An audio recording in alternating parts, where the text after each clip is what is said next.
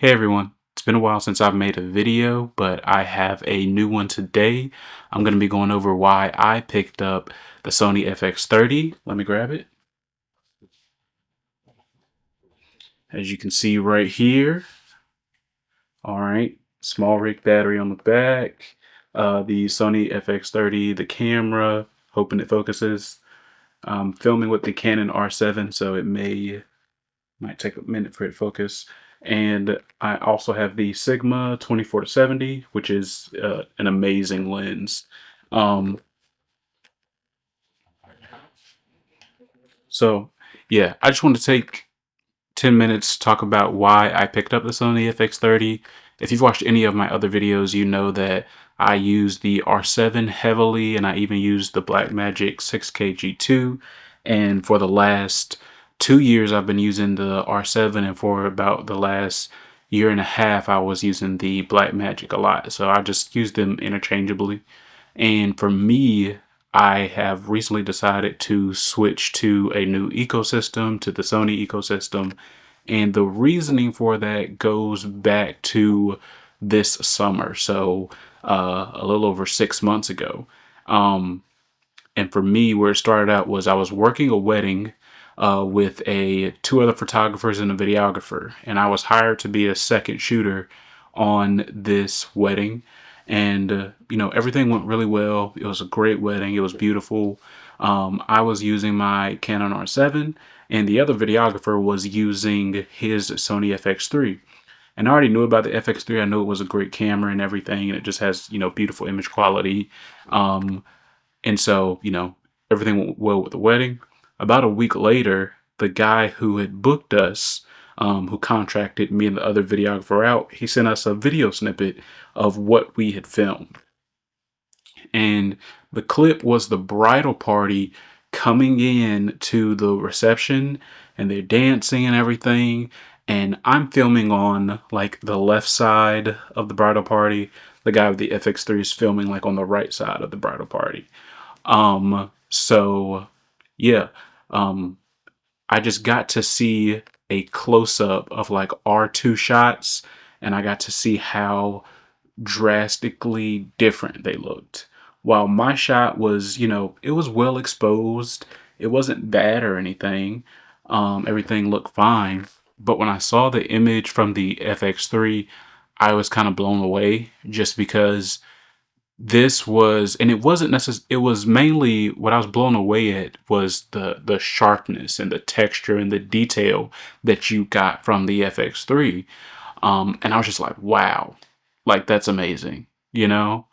Um, and so yeah, I was just like, that's incredible. And I knew so that was like my first inkling of like, I may want to like upgrade my camera. Because the sharpness I was seeing out of that was crazy. And even the sharpness, I get from the Blackmagic is, I'd say, sharper than the R7. It has like, more texture, more dynamic range. And so, that was like the first part of me that was like, I think I want like a new camera. And so over the next, several months, I started to think about what I would want from a new camera. And so I wanted a sharper image. I wanted a camera that did not overheat, because while the R7 rarely overheats, it still has overheat in like some scenarios. And I also wanted an ecosystem I could fully grow into, and I wanted it to be on a proper budget, at the right budget for me. And that's what led me to the FX30. I was looking for, a sharper image quality, and the FX30 has less compression than the R7 does. So, two cameras can film in 4K, but if one camera uses much more compressed codecs like the IPB codec, if it's, compressing it a lot more than the other camera's 4K, then the other camera is going to have a sharper image just because it's less compression. So the FX30 has less compression in general than the R7, but also in every mode you're filming in, the FX30 is downsampling from a 6K sensor. So you're getting a much sharper image than you would with a camera with a 4K sensor. So yeah, that's what checked off, one of the things that checks off the FX30 for me. It also doesn't overheat because it has a fan. That made it a good option for me. It also has a ecosystem you can grow into, right? You can get the FX30, the FX3, the FX6, even the FX9 if you want to. Even among their lens lineup, you have so many different options, like Sigma, like Tamron, or even just the Sony lenses themselves.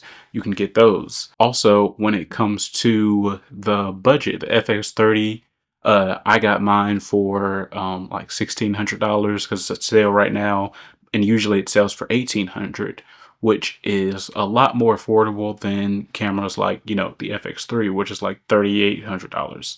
And I've actually used the FX3 a lot. I do a lot of my own shoots, but I am contracted with another production company throughout the week. And so they use two FX3s and a A7S3. And I've gotten to use them extensively. And the image quality is nice on them, but the FX30 doesn't fall far behind. Really, the FX30 is, when it compared to the FX3, is really just lacking a little in the, I'd say it's lacking in the low light performance. But I'm not really in a lot of environments where I need a 12,800 ISO. So I was more than happy with the FX30, and even with what I've got to shoot with the FX30, I see immediately how like sharp it is, how I'm getting more dynamic range than I did with the R7, and even a little bit more dynamic range than the Blackmagic. So it's performing really well for me. So that's why I picked up the FX30, simply because I wanted a sharper image quality. I wanted a camera that didn't overheat. I want it to be in a ecosystem that I can grow into, where I have vast amount of lens options and a vast amount of cameras to choose from. And I also wanted something that was within my budget. And so the FX30 fit all of that. And one thing I also really like is the fact that I was able to really build out like my whole rig, like all like at once. Um,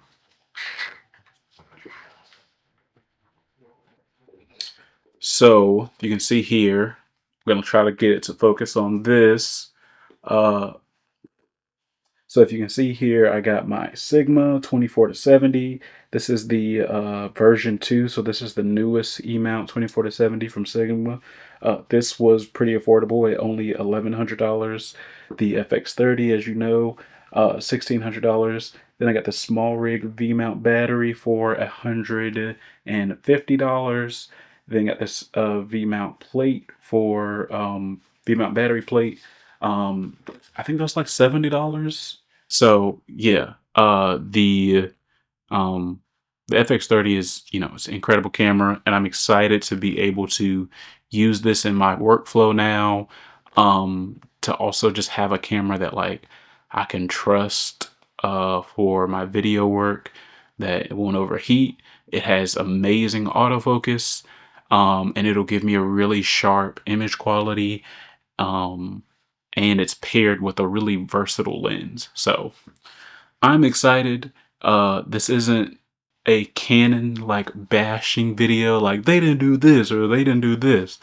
It's just that, you know, as you grow in your career, your needs are gonna change. And sometimes one camera works for you for where you are at one point in life, and then you start to want more. And that's okay. I'm the type of person that buys a new camera every year. I know that's not everybody. Um, I'm not someone who's like, you know, I don't have like a bunch of lavish things like, oh, I need to get a really, really nice looking car. I need to buy shoes or clothes or like the fanciest this or that. But I do like to buy a new camera every year. And then I also try to sell some of the other cameras that I have as well, some ones that I'm not really using anymore. But I think, you know, you should be always investing in um, You should always be investing in your education when it comes to learning your craft and your skill, but you should also be continually investing in your equipment. And right now, the FX30 is just something that is fills my needs more. And to give just a shout out to Canon, I only got to this point to be able to buy this camera because of the success I had with the R7, and with the Blackmagic camera. Um, I wouldn't have gotten to that point if I didn't have the proper tools to use. Um, the R7 being just extremely reliable when it comes to being a hybrid camera capturing photos and video, has been excellent for me. So yeah, FX30 just fits my needs. I'm going to continue to grow into Sony. I'd say what's next is I'm going to maybe wait a few months, try to sell my Blackmagic. Um, and if I can also sell the R7, then I think I might use what I sell from that to buy the Sony A7 IV. I know it's like a couple years old, but I don't really care about that. I really just want a good Sony camera for photos, and I want to be able to use my 24-70 on my video focus camera and also on the hybrid camera. So that's what's next for me. Shout out to Sony and Canon and Blackmagic, all phenomenal camera companies. Um, yeah, man, it's been really great. I'm also hoping, depending on the shoots that I get next year, I'd love to also buy like an FX6. So to have the FX6, FX30, and then have the Sony A7 IV. So yeah, but thanks for watching. It's been a great using Canon, and I'm going to continue to use Canon for the next several months, but it's going to strictly be my photography camera, which it has done really well in. And I'm going to focus on using the FX30 as my video camera, which is, what I do for most of my work anyway. So yeah, thanks for watching, and you guys have a great day.